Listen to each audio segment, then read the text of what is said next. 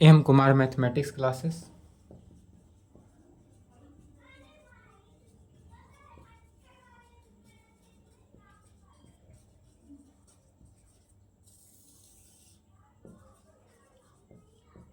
आज हो गया कितना 2/4/2023 लेक्चर 20 क्लास 12th। क्या चल रहा था? डिटर्मिनांट्स। हिंदी में क्या कहेंगे? सारणी। इसमें हमने एक्सरसाइज 4.5 तक समाप्त कर दिए थे एनसीईआरटी बुक, और 4.6 का हमने थ्योरी भी दे दिए थे। तो आज चलेगा एक्सरसाइज 4.6। इसका थ्योरी कंप्लीट है लेक्चर 19 में। इसका क्वेश्चन लिखेंगे, क्वेश्चन साथ साथ लिख सकते हैं। Examine the consistency of the system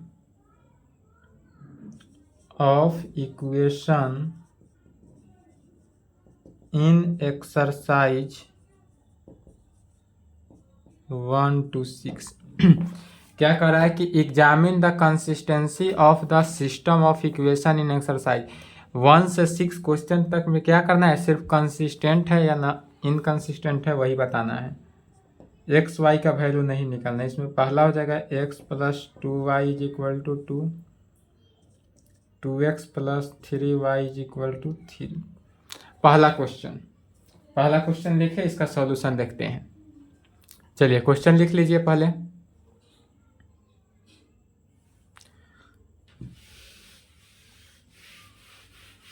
चलिए अब यहाँ ध्यान दें। सॉल्यूशन, पहला का सॉल्यूशन हो रहा है गिवन डेट। क्या दिया हुआ है?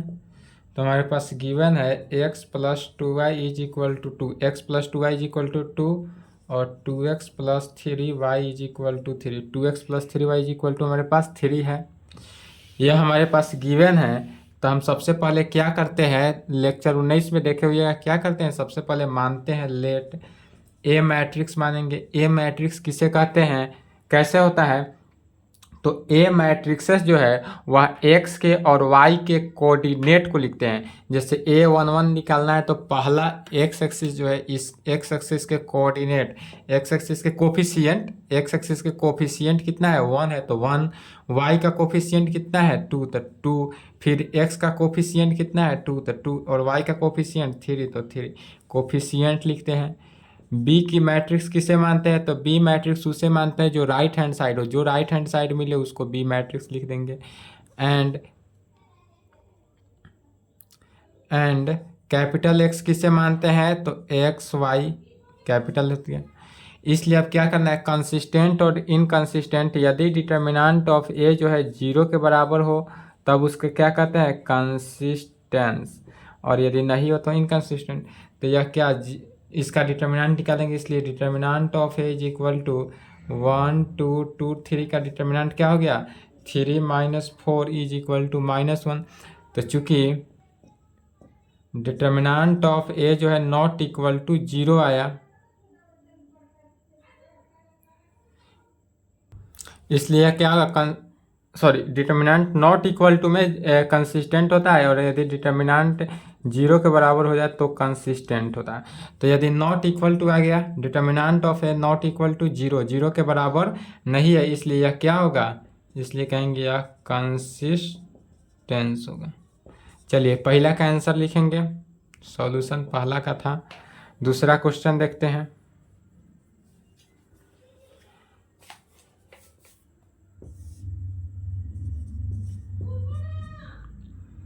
दूसरा क्वेश्चन लिखेंगे 2x - y = 5, x + y = 4।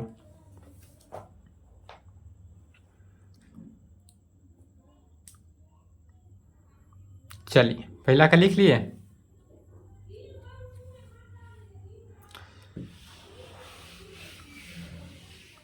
सिर्फ कंसिस्टेंट निकालना है तो बी और सी एक्स मैट्रिक्स को भी निकालने की आवश्यकता नहीं।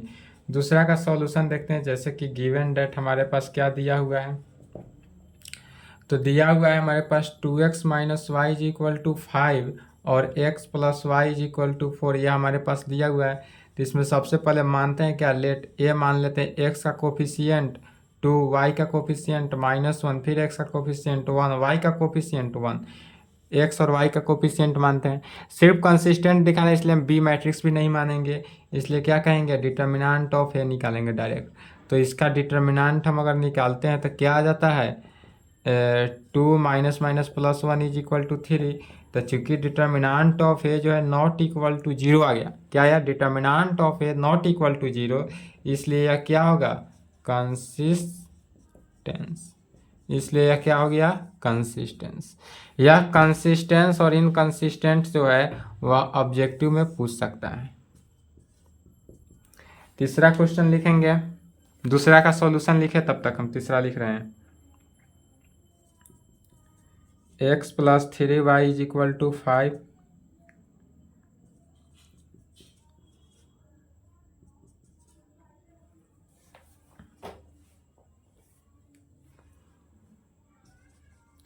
चलिए तीसरा का सॉल्यूशन देखते हैं, समझे पहले उसके बाद लिखिएगा।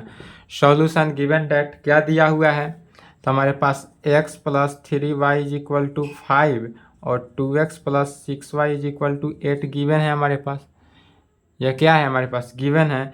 तो इसके लिए सबसे पहले मानते हैं क्या, लेट मान लेते हैं ए मैट्रिक्स क्या है, x का कोफिशियंट 1, y का कोफिशियंट 3, फिर x का कोफिशियंट 2, y का कोफिशियंट 6। तो इस कोफिशियंट को हम क्या करते हैं, मान लेते हैं। इसके बाद क्या करते हैं, तो डिटर्मिनेंट ऑफ ए निकालते हैं। डिटर्मिनेंट ऑफ ए कितना निकला, 1 3 2 6। इसका डिटर्मिनेंट निकालेंगे तो 6 माइनस फिर 6, तो यह 0 के बराबर आ गया। तो चूंकि डिटर्मिनेंट ऑफ ए जो है 0 के बराबर आ गया, क्या आया, चूंकि determinant of A is equal to 0, इसलिए यह क्या होगा, इनकंसिस्टेंस। यह क्या होगा, इनकंसिस्टेंट। दूसरा और तीसरा का सॉल्यूशन लिखें।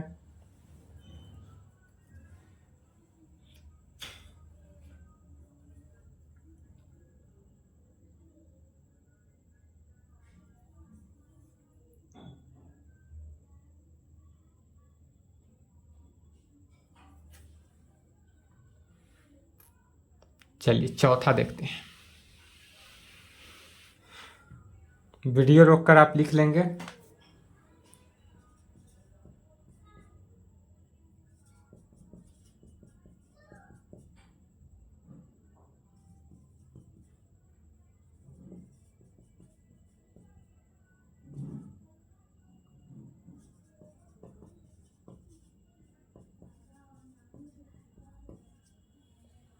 क्वेश्चन यही है। चलिए तीसरा लिख लिए। चलिए अब चौथा समझिए, नहीं समझे लिखे हैं तो वीडियो रोक कर लिख लिए। सॉल्यूशन चौथा का, गिवन डेट हमारे पास सबसे पहले दिया हुआ क्या है, तो x plus y plus z बराबर 1, या 3/3 है, इसलिए 3/3 ही लेकर चलेंगे। मैट्रिक्स है x plus 2x plus 2y plus 2z is equal to 2 में आया। फिर क्या हुआ, ax plus ay plus 2az is equal to 4 में।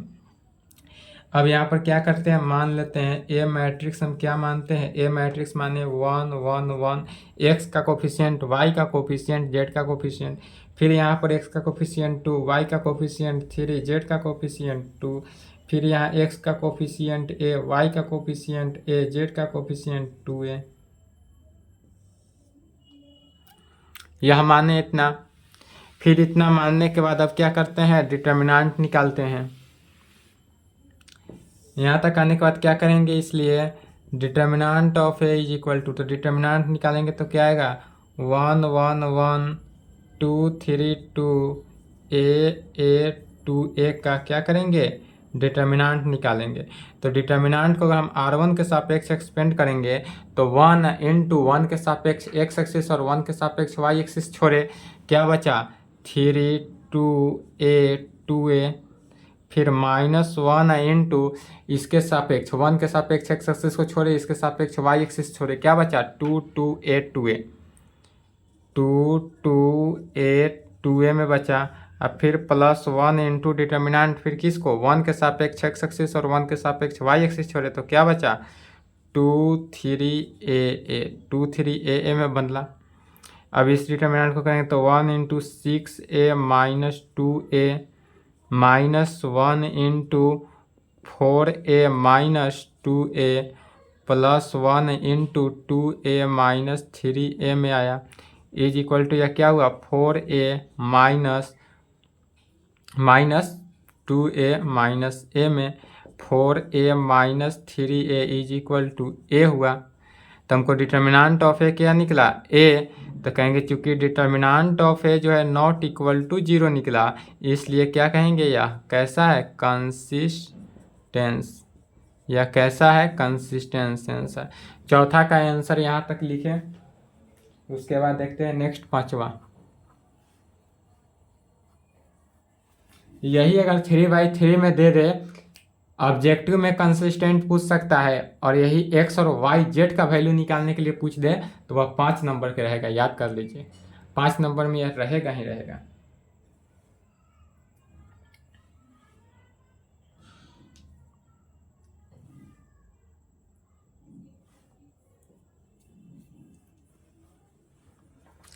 चलिए पांचवा क्वेश्चन।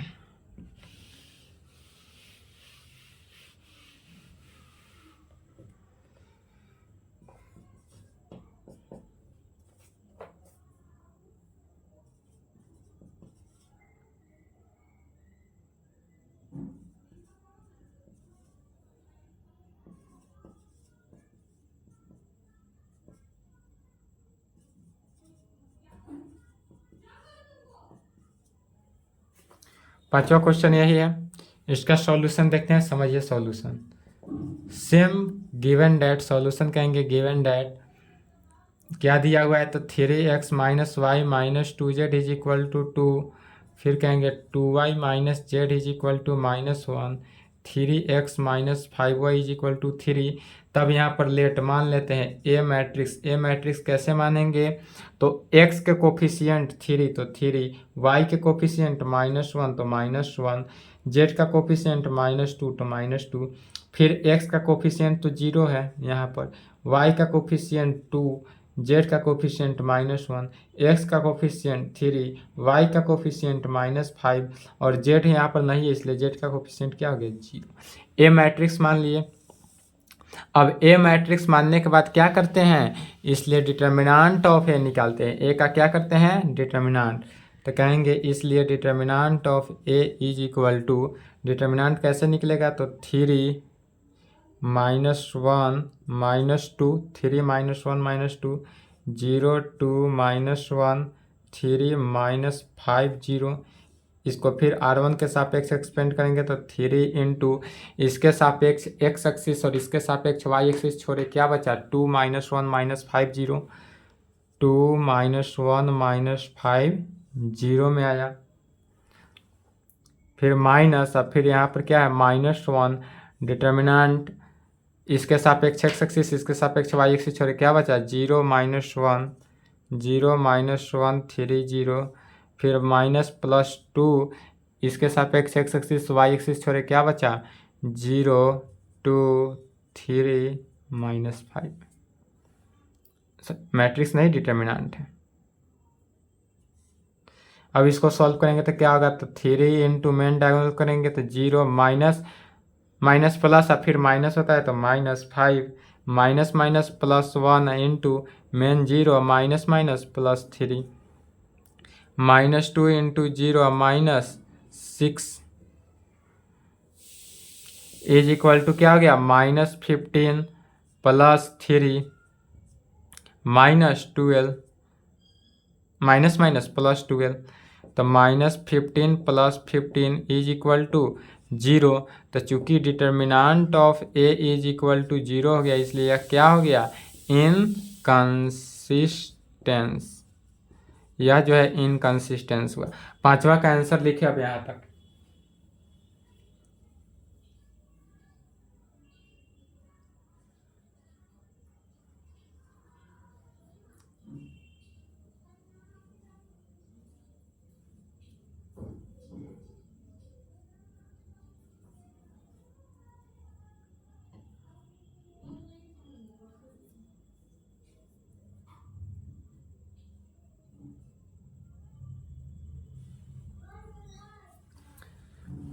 चलिए छठा नंबर,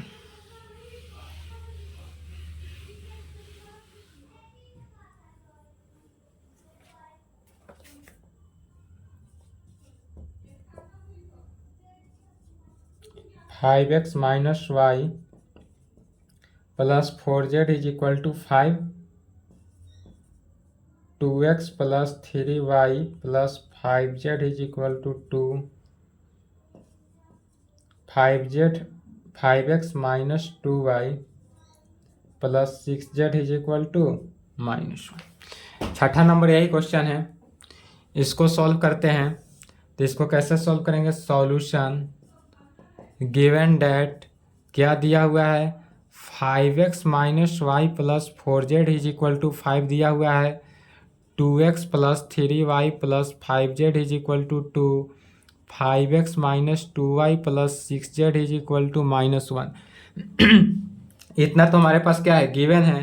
तो यहाँ पर क्या करेंगे, मान लेंगे, लेट ए मैट्रिक्स मानेंगे। फिर ए मैट्रिक्स कैसे मान रहे हैं, तो x का कोफिशिएंट तो 5, y का कोफिशिएंट -1, z का कोफिशिएंट 4, फिर x का कोफिशिएंट 2, y का कोफिशिएंट 3, z का कोफिशिएंट 5, x का कोफिशिएंट 5, y का कोफिशिएंट -2, z का कोफिशिएंट 6 के साथ। फिर यहाँ तक आने के बाद क्या करेंगे, डिटर्मिनेंट निकालेंगे। इसलिए determinant of A is equal to, A का डिटर्मिनेंट क्या निकालेंगे, तो 5 माइनस 1 4, 5,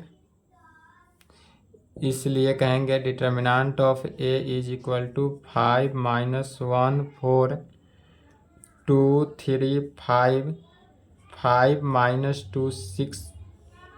इसका डिटर्मिनेंट फिर 5 एक्सपेंड कर देते हैं R1 के, 5 एक्स एक्सिस छोड़े वाई एक्सिस छोड़े, क्या हुआ 3 5 -2 6 -1 डिटर्मिनेंट इसके सापेक्ष एक्स एक्सिस वाई एक्सिस छोड़े, क्या हुआ 2 5 5 6 2 5 5 6।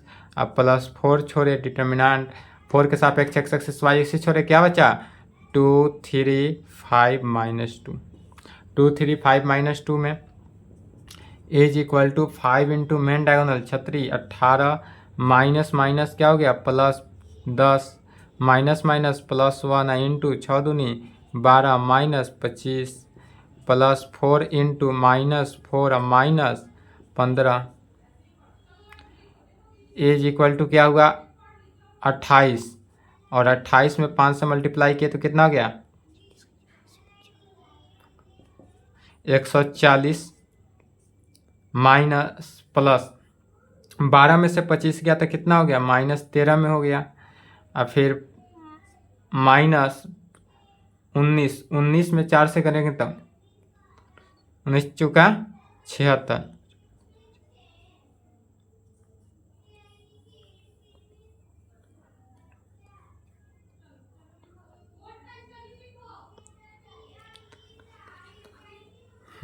तो अब क्या करेंगे, इसको 140 माइनस जोड़ेंगे, ऐड करेंगे तो 6 3 9 और 8 89 इज इक्वल टू 1 13 13 8 51। चूँकि डिटर्मिनेंट ऑफ ए जो है नॉट इक्वल टू 0 आ गया, इसलिए क्या कहेंगे यह कंसिस्टेंट।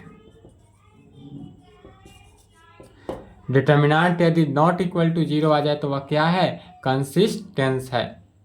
चलिए यहाँ तक में कोई डाउट नहीं हुआ होगा। छठा नंबर तक क्वेश्चन लिख लें, सॉल्यूशन लिख ले, इसके बाद 7वां नंबर देखते हैं।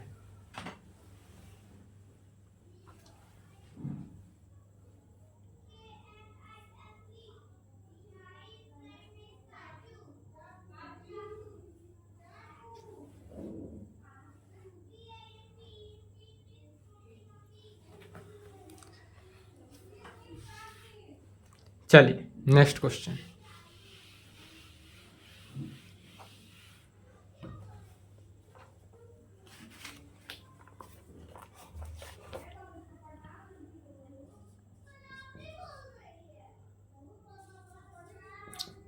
solve a system of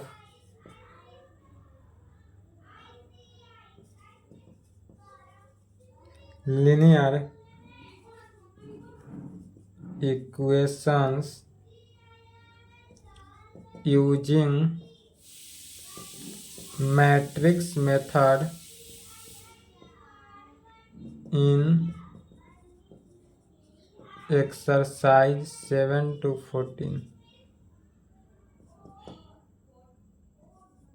5x plus 2y is equal to 4, 7x plus 3y is equal to 5.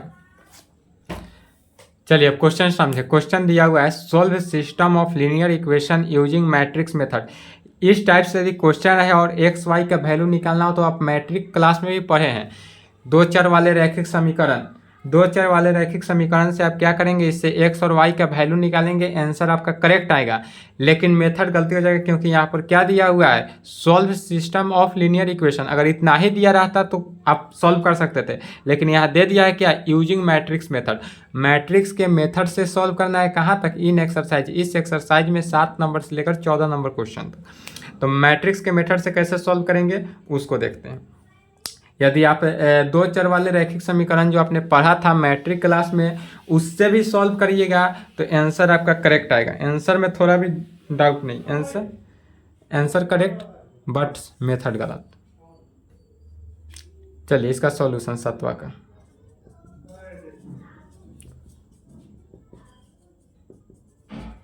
सातवां का solution given that 5x plus 2y is equal to 4, 7x plus 3y is equal to 5। यह हमारे पास इतना दिया हुआ है तो सबसे पहले क्या करते हैं, मान लेते हैं। लेट ए मैट्रिक्स कैसे मानते हैं, तो ए मैट्रिक्स एक्स के कोफिशिएंट को, फिर वाई का कोफिशिएंट, फिर एक्स का कोफिशिएंट, फिर वाई का कोफिशिएंट। बी मैट्रिक्स किसे मानते हैं, तो बी मैट्रिक्स जो है ऑलवेज राइट हैंड साइड को ही मानते हैं। तो 4 5 क्या है, राइट हैंड साइड, तो राइट हैंड साइड को माने। एंड फिर कैपिटल एक्स किसे मानेंगे, तो एक्स वाई का वैल्यू निकालना है, इसलिए क्या करेंगे, इसको कैपिटल एक्स मान लेंगे। यहाँ तक आने के बाद अब चूंकि आपको पता है कि एक्स का वैल्यू निकालने के लिए एक्स वाई का वैल्यू फार्मूला क्या होता है, एक्स बराबर ए इनवर्स बी। यह हमने प्रूव किया था पिछले लेक्चर में, लेक्चर 19 में। लेक्चर 19 में यह प्रूव हुआ था capital X is equal to A inverse B. तो इसमें हम सबसे पहले क्या करेंगे, ए इनवर्स निकालेंगे। ए इनवर्स निकालने के लिए नोट में भी लिखवाए थे, अगर एडजॉइंट ऑफ ए निकालना हो तो एडजॉइंट ऑफ ए 2/2 के लिए क्या होता है, मेन डायगोनल को इंटरचेंज कर देते हैं और सेकेंडरी डायगोनल में साइन को चेंज कर देते हैं। उस तरीका से भी निकाल सकते हैं या कोफैक्टर से भी निकाल सकते हैं। तो यदि हम डायरेक्ट निकालें या कोफैक्टर से निकालें, यदि चलिए मेथड से हम निकाल देते हैं, पहला का मेथड से निकाल देते हैं, उसके बाद जो क्वेश्चन है उसमें हम डायरेक्ट निकाल देंगे, ठीक है। तो पहला को कोफैक्टर से निकाल देते हैं। कोफैक्टर निकालेंगे क्या, A11 कोफैक्टर निकालेंगे तो कैसे निकलेगा, A11 यह है 5 है तो इसके सापेक्ष x एक्सिस और इसके सापेक्ष y एक्सिस छोड़े क्या बचा 3। A12 निकालेंगे तो A12 कैसे निकलेगा, तो निगेटिव टर्म होता है तो माइनस देंगे, फिर इसके सापेक्ष x एक्सिस और इसके सापेक्ष y एक्सिस छोड़े क्या बचा 7, तो -7 हो गया। A21 निकालेंगे, A21 कैसे, तो A21 भी निगेटिव टर्म, A21 यह है तो इसके सापेक्ष x एक्सिस y एक्सिस छोड़े क्या बचा 2, तो 2 -2 हो गया। A22 निकालेंगे, A22 पॉजिटिव टर्म, फिर इसके सापेक्ष x एक्सिस y एक्सिस छोड़े क्या बचा 5, तो 5। कोफैक्टर निकला इसलिए हम लेट मानते हैं क्या, बी मैट्रिक्स तो है, यहाँ मान लेते हैं कि कोई डी मैट्रिक्स है। क्या है, कोई डी मैट्रिक्स। अगर डी मैट्रिक्स को हम मान लेते हैं क्या, इस प्रकार से cofactor of A11, cofactor of A12, cofactor of A21, cofactor of A22। यहाँ पर देखिए कोई भी मैट्रिक्स का अंदर के एलिमेंट स्मॉल में लिखते हैं, सिर्फ यह कोफैक्टर है इसलिए कैपिटल में लिखा जा रहा है, अदरवाइज स्मॉल में ही लिखेंगे।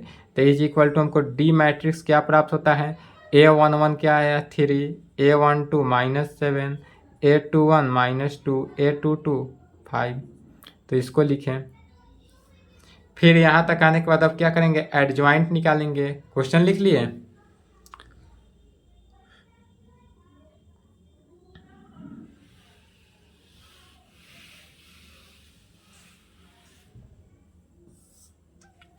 चलिए तो अब क्या करेंगे, एडजॉइंट निकालेंगे। तो इसलिए कहेंगे adjoint of matrix A is equal to क्या कहेंगे, transpose of D. Adjoint of matrix A जो है वो ट्रांसपोज ऑफ डी के बराबर। सबसे सबसे पहले क्या करेंगे, मैट्रिक्स इतना निकला, अब इसका ट्रांसपोज निकालेंगे तो कहेंगे वी टेक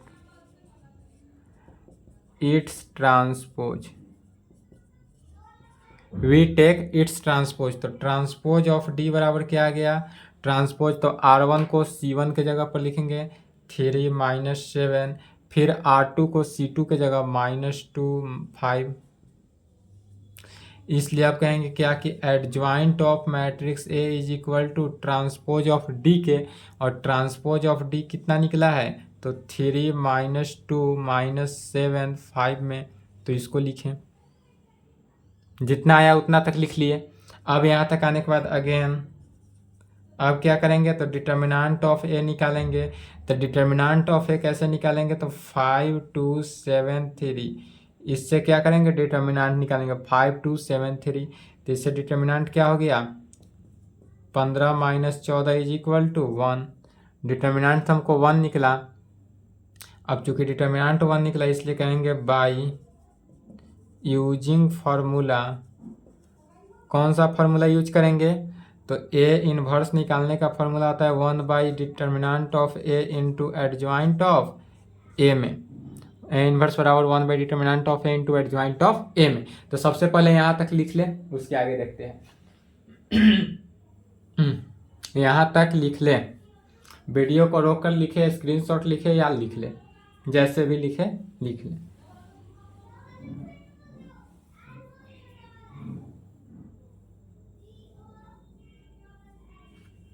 कहीं से डाउट हो कोई क्वेश्चन में, चाहे आप अदर बुक जरूर बनाइए, कोई भी बुक बनाइए, कहीं से भी दिक्कत हो तो मेरे पर्सनल नंबर पर मैसेज करिए या अदरवाइज यूट्यूब पे कमेंट जरूर करें। आपसे कोई फ़ी नहीं लेना है। ये नहीं सोचिए कि हाँ पर्सनल नंबर पे मैसेज करेंगे तो फ़ी मांगेंगे, ऐसा बात नहीं है, फ़ी नहीं लेंगे। यह सिर्फ आप लोग के सीजन के लिए ही फ्री बैच है, उसके बाद बैच फिर फ्री नहीं मिलेगा यूट्यूब पे। यही ऑफलाइन जो क्लास करता है उससे फी लिया जाता है, फ्री सेवा नहीं है ऑफलाइन। चलिए इधर का लिख लिया, नहीं लिखे तो वीडियो रोक ले।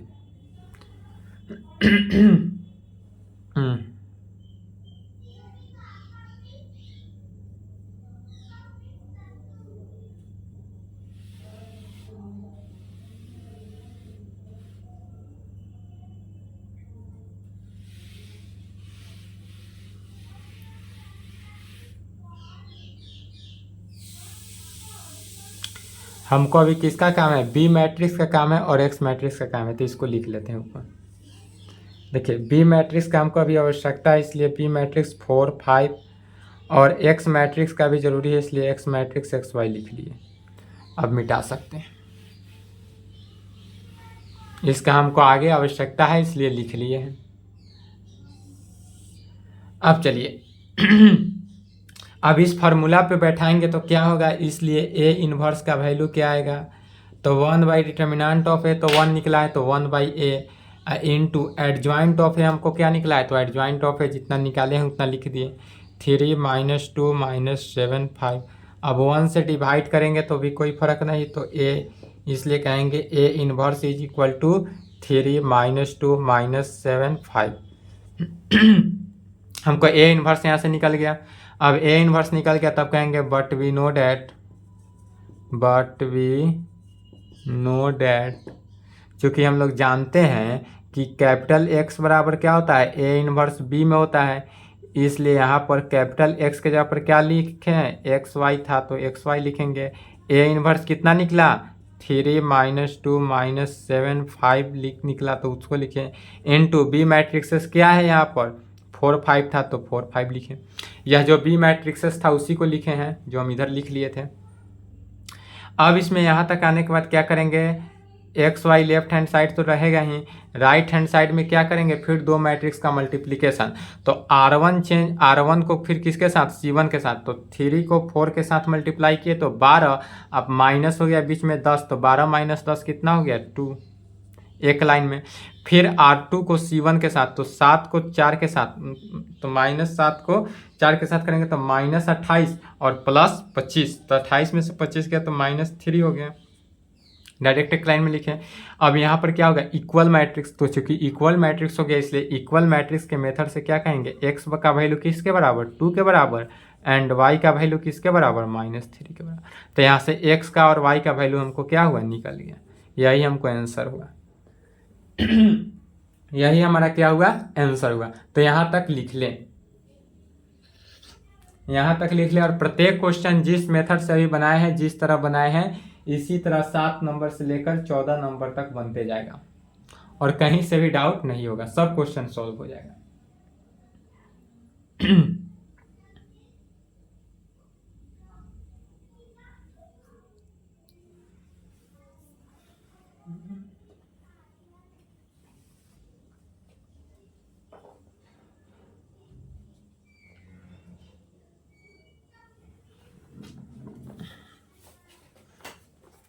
चलिए इधर लिख लिया।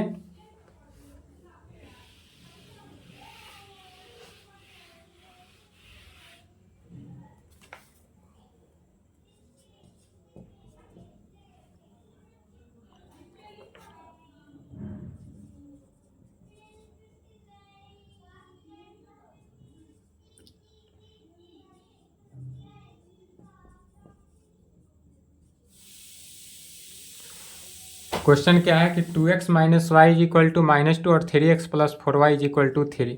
इसका सॉल्यूशन देखते हैं। सॉल्यूशन गिवन डेट इधर भी लिख लिए, नहीं लिखे तो वीडियो रोक लेंगे और समझे। चलिए गिवन डेट दिया हुआ क्या है, तो 2x - y = -2 और 3x + 4y = 3, ये हमारे पास गिवन है। अब यहाँ पर हम सबसे पहले लेट मान लेते हैं, ए मैट्रिक्स किसको मानेंगे, तो फिर x के कोफिशिएंट। यहाँ ध्यान रहे कि अगर R1 में वही टर्म लिखेंगे जो पहला इक्वेशन में हो, R2 में वही टर्म लिखेंगे जो दूसरा इक्वेशन हो, R3 में वही टर्म लिखेंगे जो तीसरा इक्वेशन हो। तीसरा इक्वेशन से मिलेगा आपको कहाँ से, 11 नंबर क्वेश्चन से।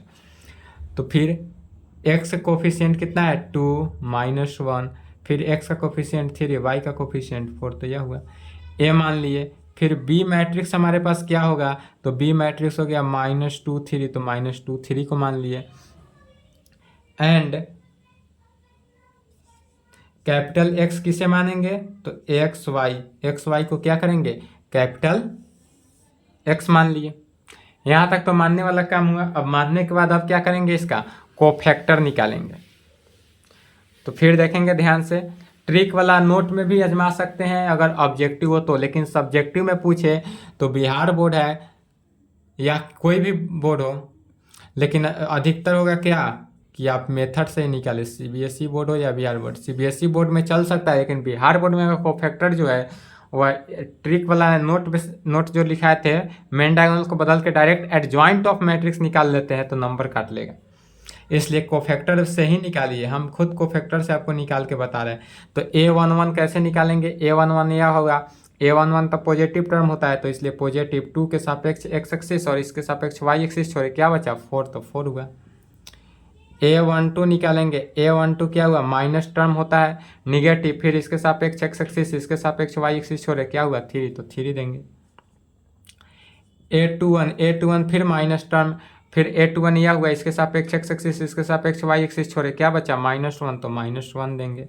तो -1 मिलकर क्या हुआ +1। फिर A22 निकालेंगे, तो A22 क्या हुआ, A22 जो हुआ यह हुआ, इसके सापेक्ष x एक्सिस और इसके सापेक्ष y एक्सिस छोड़े, क्या हुआ 2, तो 2 लिखेंगे।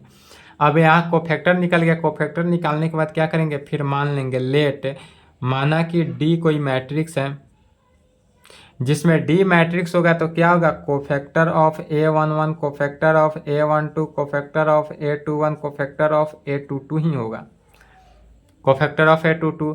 तो इसलिए क्या हो गया यहाँ पर, D मैट्रिक्स जो है is equal to cofactor of A11 क्या हुआ 4, cofactor of A12 -3, cofactor of A21 1, cofactor of A22 2। अब यहाँ तक आने के बाद फिर क्या करेंगे, इसका ट्रांसपोज निकालेंगे। तो कहेंगे we take 8 transpose we take its transpose. अब अगर हम इसका ट्रांसपोज निकालते हैं तो क्या होगा, तो transpose of D is equal to, फिर R1 के सापेक्ष R1 को एक C1 के साथ, तो 4 माइनस 3, R2 को C1 R2 को C2 के साथ, तो 1 2। यह हमारा क्या निकला, ट्रांसपोज ऑफ डी। तो इसलिए जब ट्रांसपोज निकला इसलिए क्या कहेंगे, एडजॉइंट ऑफ ए क्या निकल जाएगा, तो adjoint of A is equal to किसके, ट्रांसपोज ऑफ डी के होता है। तो इज इक्वल टू हमारे पास एडजॉइंट ऑफ क्या निकला, 4 1 माइनस 3 2 में। यह हमारा एडजॉइंट ऑफ ए निकल गया। एडजॉइंट ऑफ ए क्या निकला, 4 1 माइनस 3 2। चलिए यहाँ तक लिखिए, पहले यहाँ तक लिख ले, उसके आगे देखते हैं।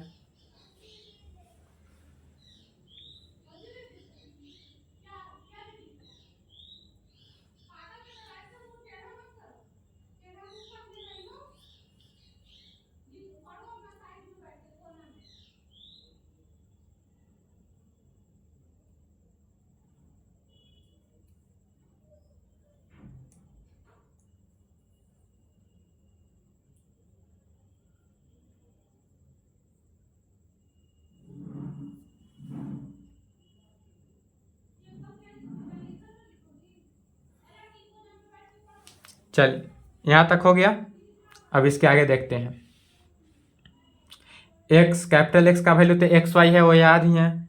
बी मैट्रिक्स का, बी का जरूरी है, बी कितना है, -2 3, तो आपके नोट्स में होगा ही, फिर भी यहाँ हम लिख रहे हैं। इसको नहीं लिखना है, इसको हम समझने के लिए लिख रहे हैं। बी इज इक्वल टू कितना है, -2 3, क्योंकि इसका हमको आगे यूज पड़ेगा। अब क्या करेंगे, डिटर्मिनेंट निकालेंगे। तो इसलिए कहेंगे determinant of A is equal to 2 - 1 3 4। इसलिए क्या कहेंगे, डिटर्मिनेंट ऑफ ए, यह जो ए मैट्रिक्स है इसी का क्या करते हैं, डिटर्मिनेंट निकालते हैं। तो इसका डिटर्मिनेंट निकालेंगे तो क्या आएगा, तो 4 8 माइनस माइनस क्या हो गया, +3 11। डिटर्मिनेंट क्या आ गया, डिटर्मिनेंट ऑफ ए बराबर 11। इसलिए कहेंगे बाय यूजिंग फार्मूला। इसलिए क्या कहेंगे, by using formula A inverse निकालने का। ए इनवर्स बराबर क्या होता है, 1 by determinant of A into adjoint of A में लगाएंगे, तब क्या होगा। इसलिए ए इनवर्स का वैल्यू क्या निकला, 1 बाई डिटर्मिनेंट ऑफ ए कितना निकला, 11। तो 1 by 11 into adjoint of A, adjoint of A क्या निकला हुआ है, तो उसको लिखेंगे 4 1 -3 2, जो निकला था उसको लिख लिए। तब हमको ए इनवर्स का वैल्यू निकल गया। अब ए इनवर्स निकालने के बाद फिर क्या कहेंगे, बट वी नो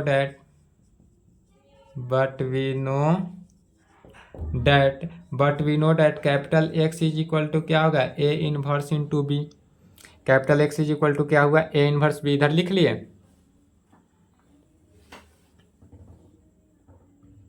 चलिए